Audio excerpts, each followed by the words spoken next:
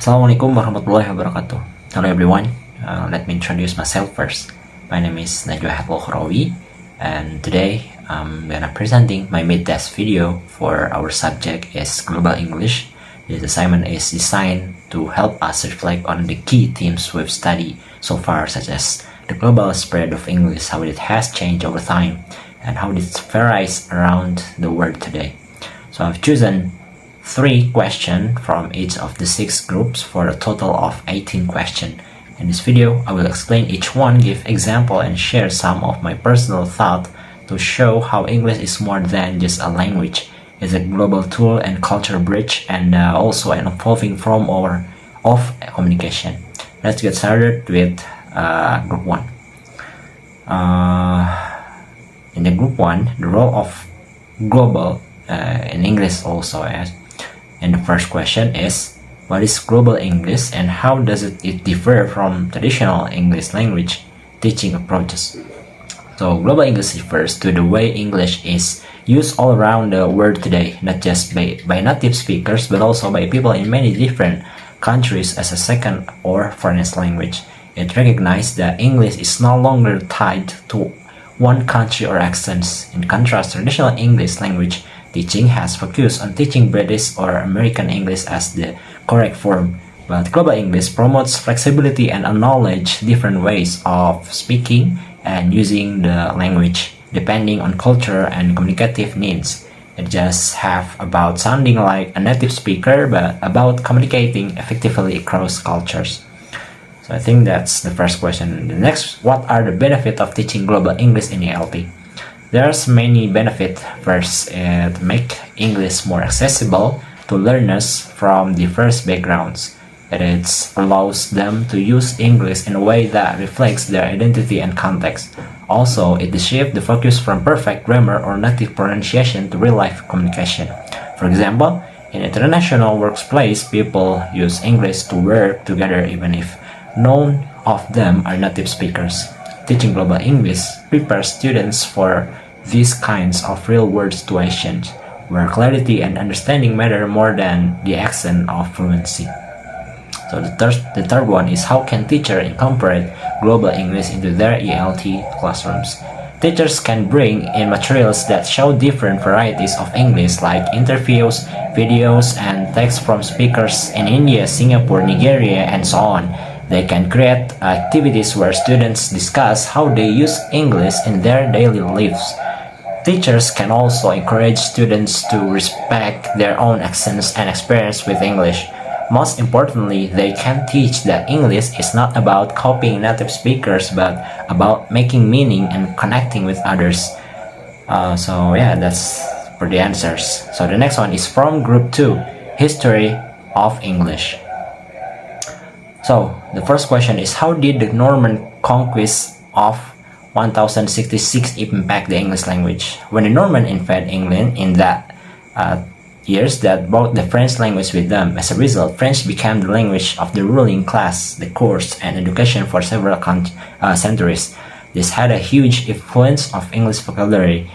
Many words related to law, government, food, and fashion come from French, like court, justice, beef, and royal. It created a situation where English developed a dually vocabulary, words with Germanic roots and words with Latin or French roots. This influence made English richer but also more complicated. The next one is, what role did the King James Bible play in the history of English? The King James Bible was one of the first major text printed and widely distributed in English. It was written in a poetic and powerful style that deeply influenced the English language. Many common experiences today come from this Bible, such as the powers that be or thorn in the flesh. It helped standardize English during a time when spelling and grammar were not yet consistent. It also gave English a literary and religious authority that helped it spread beyond England. The next one is, why is understanding the historical of English important for learners and teachers? Knowing the history helps us understand why English is so diverse and sometimes difficult to learn. It explains why English spelling does not always match pronunciations and why there are many synonyms with slightly different meanings. It also helps teachers explain to students that English is not fixed or perfect. It has always been changing, and the change continues today. This makes learners feel more confident and less afraid of making mistakes. So, we're gonna go with the group 3 is language change and variations. The first question is, what are the main factors that contribute to language change? Language change naturally over time due to social culture and technological factors. One major factor is contact with others' language, which bridge into new words and expressions. Another is generalization change. Young people often invent slang or new ways of speaking. Technology and media, especially the internet and social media, also span up change. For example, words like selfie or hashtag didn't exist 20 years ago. Language changed to keep up with the needs of its speakers. The next question is, how do social factors such as age, gender, and economic status influence language variations? Different groups of people use language differently. Younger people often speak in more informal or innovative ways, while older people might prefer traditional forms. Gender can influence language use in terms of politeness or directness. Socioeconomic status can affect vocabulary, accents, and grammar. For example, people from urban areas might use a different variety of English compared to rural speakers. All of these variations are natural and reflect the diversity of human experience. The next question is, what is the significance of language variations in understanding language, identity, and cultures? Language variation is closely tied to identity. The way people speak tells us about their background, their values, and even their pride in where they come from. For example, African American vernacular English in the US is more than just a dialect, it's part of cultural identity. Understanding variation helps us appreciate that no single way of speaking is better than another's. It's all about context and meaning. So that's it. And the next group is group 4, English as a global language. So the first question is, what are the benefits of English being a global language? English serves as a bridge language in many areas like business, science, international travel, and online communications. Because it is widely thought and understood, it allows people from different countries to communicate more easily. It also gives people access to global educations and job opportunities. Many international organizations like the UN and the EU use English as a working language, so knowing English can open many doors for people around the world. So that's the answer. And the next one is, how does the spread of English impact local language and cultures? While English helps people connect globally, it can also cause local language to lose status or even die out. In some countries, young people prefer to speak English instead of their native language, which can weaken cultural identity. Also, education systems may prioritize English as this is expense of indigenous language. This is a serious concern because language is deeply tied to culture and heritage. The next question is, what is the linguistic imperialism and how does it relate to English as a global language? Linguistic imperialism is the idea that powerful countries promote their language to dominate others. Often during colonizations or globalizations, English has often been used this way, first through the British Empire and now through American media and business. As a result, other languages and cultures may feel pressure to conform. It is important to be aware of this and work towards a balanced, respectful of use English. So that's it. And the next group is variations in native Englishes. So the first question is, what are some examples of native English varieties? Native English varieties include British English, American English, Australian English, Canadian English, Irish English, and South African English. These varieties differ in pronunciation, vocabulary, and sometimes grammar. Each has developed independently based on historical, cultural, and geographical factors. So that's the next question is, how do accent and pronunciation vary across native English varieties? For example, in British English, the R sound as the end of words is often dropped, while Americans pronounce it clearly. Australians tend to have a rising intonation, which can make statements sound like question.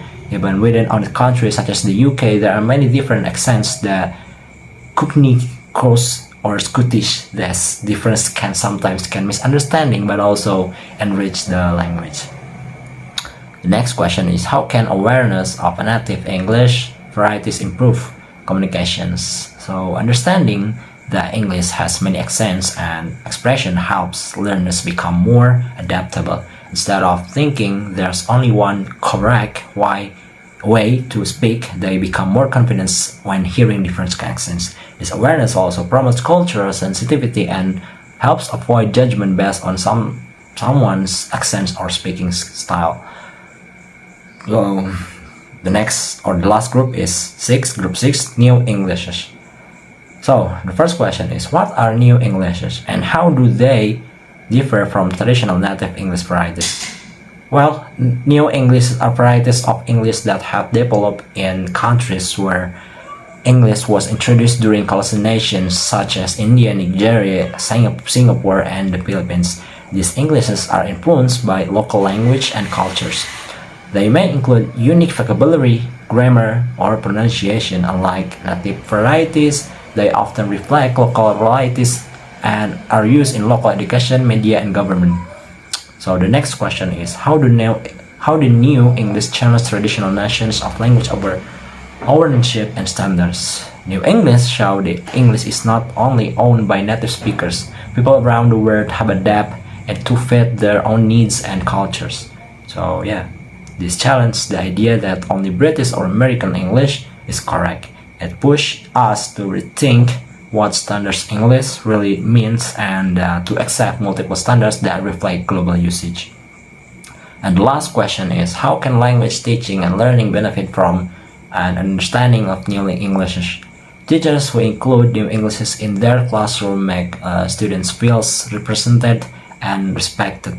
Students realize that their version of English is valid and meaningful. It also helps prepare learners for real-world communications, where they will meet people speaking many different Englishes, not just British or American.